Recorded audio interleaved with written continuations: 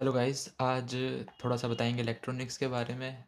IoT क्या है, IoT के लैब में क्या होता है। जैसे कि मोस्टली सबके प्रैक्टिकल भी हैं, तो थोड़ा सा इसके बारे में जानने की कोशिश करेंगे। मैं भी अभी सीख ही रहा हूँ, बट जितना मुझको आता है मैं आपको बताने की कोशिश करूँगा। सबसे पहले शुरू करते हैं आईओटी।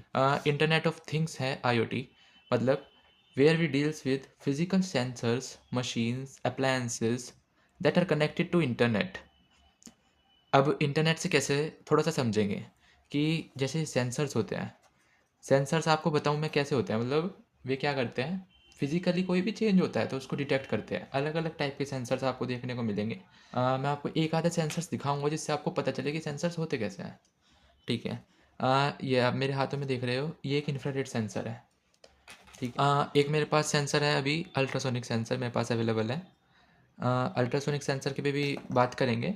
अब जब ये डिवाइस किसी माइक्रो कंट्रोलर से कनेक्ट होते हैं, एंड वो माइक्रो कंट्रोलर इंटरनेट से भी कनेक्ट हो सकता है, जहाँ पे हम इन तीनों के एक कनेक्शन से कुछ भी परफॉर्म कराते हैं, लाइक कुछ भी ऑटोमेशन करते हैं या कुछ भी करते हैं, वो आईओटी होता है। उसमें क्या होता है, देखो एक तरीके से अगर देखा जाए तो क्या हो रहा है, सेंसर्स हैं आपके, सेंसर्स डाटा कलेक्ट कर रहे हैं, एंड वो डाटा आपका जा रहा है माइक्रो कंट्रोलर में। कोई भी माइक्रो कंट्रोलर ले लीजिए आप।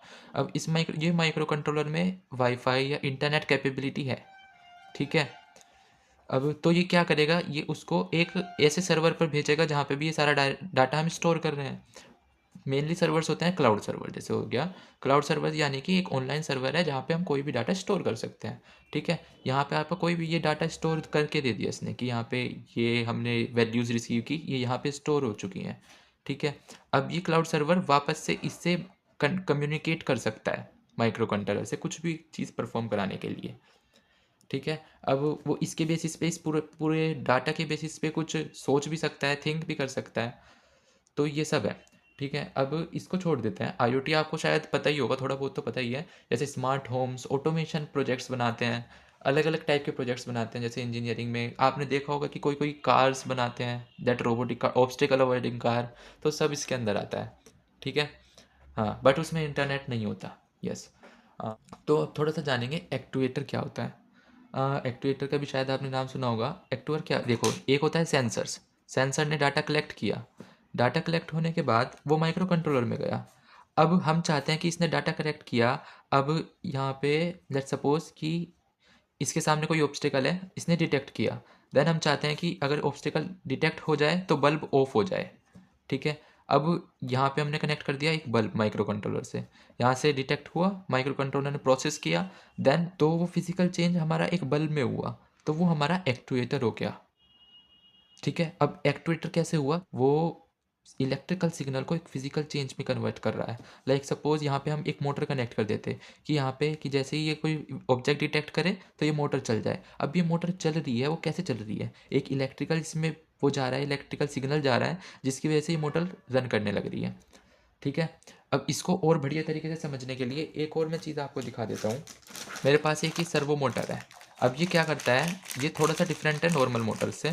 इसमें कोई भी चीज़ चलाने के लिए आपने देखा होगा कि उसमें दो वायर लगती है, एक पॉजिटिव एक नेगेटिव।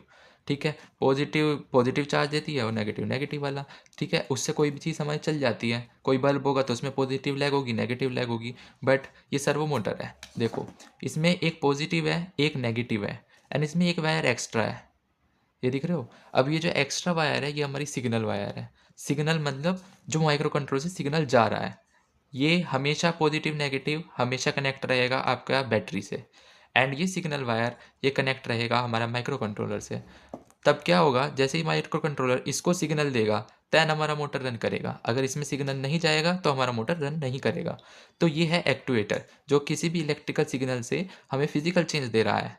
ठीक है। अब आपको शायद समझ आ गया होगा।